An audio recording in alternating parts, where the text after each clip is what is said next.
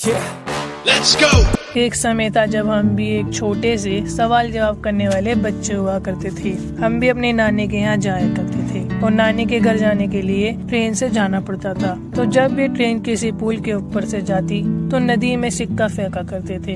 जब तक पुल के बीच में नहीं आ जाती तो तब तक नदी का नामो निशान भी नहीं होता था। हमेशा मन में ख्याल आता था, अरे नदी तो इतनी छोटी सी है और पुल इतना बड़ा क्यों? फिर एक दिन मैंने ये बात अपने पापा जी से पूछी।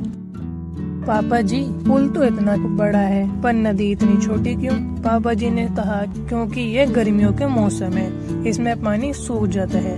फिर मैंने बोला, अच्छा, क्योंकि गर्मियों की छुट्टी में मैं नानी के यहाँ जाया करता था। तो ये बात मुझे सही तो लगी पर मुझे पूरा आंसर नहीं मिला। फिर मैं बड़ा हुआ और मैंने सुना कि जो उत्तर भारत की नदियां हैं उनका जन्म तो हमारे हिमालय से होता है और जो दक्षिण भारत की नदियां हैं वो मानसून पर निर्भर होती है। मतलब जो उत्तर भारत की नदियां हैं उनका पानी सदा नीरा ही रहता है और जो दक्षिण भारत है उनका पानी कुछ हद तक तल को चूम लेता है। अच्छा, ये वाली बात है। फिर मैंने सोचा, अरे मैं तो खुद उत्तर भारत में ही रहता हूँ, लेकिन हमारी यमुना नदी तो बिल्कुल ही सूखी है, टेम्परेचर भी करीब 35 ही है, तो ऐसा क्यों? फिर मैंने दिमाग घुमाया।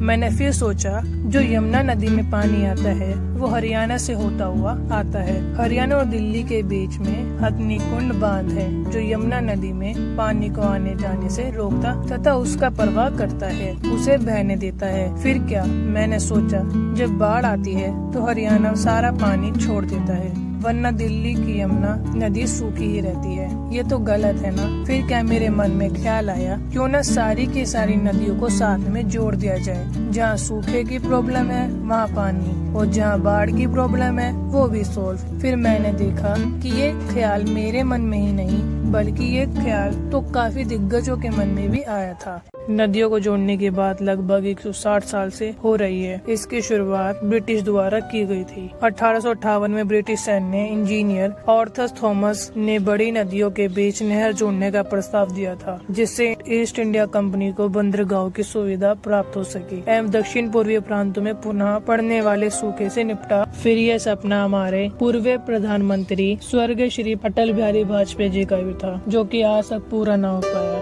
फिर इस परियोजना को 2014 से लेकर आज तक उठाया जा रहा है और ये योजना 2014, 2017, 2019, 2021 हर बार उठती रही, लेकिन अभी तक इसका कोई समाधान नहीं हुआ। और करीब 2017 में केंद्रीय जल शक्ति मंत्री गजेंद्र शेखावत ने कहा था कि नदी जोड़ो परियोजना को आगे बढ़ाने के लिए देश के सभी राज्यों को आपसी सहयोग करने की जरूरत है। जैसे दिल्ली चाहे तो हरियाणा नहीं मानता, हरियाणा चाहे तो पंजाब नहीं मानता, तो इसी कारण आज तक ये योजना पूरी नहीं हो पाई है। अगर एक तरफ देखा जाए तो इसमें पॉलिटिक्स का भी बहुत बड़ा खेल है, क्योंकि जहाँ सूखा है वहाँ केंद्र सरकार से सूखे के लिए पैसा नहीं आ सकता और जहाँ बाढ़ आती है वहाँ बाढ़ ग्रस्त लोगों को पैसा नहीं दिया जाएगा। इसी कारण ये योजना आज तक नहीं हो पा रही है। आपको क्या लगता है, इस योजना को पूरा करना चाहिए? मेरे हिसाब से तो हाँ है, क्योंकि भारत में नदी को माँ के रूप में पूजा जाता है। कोई बेटा नहीं चाहेगा कि उसकी माँ का आंचल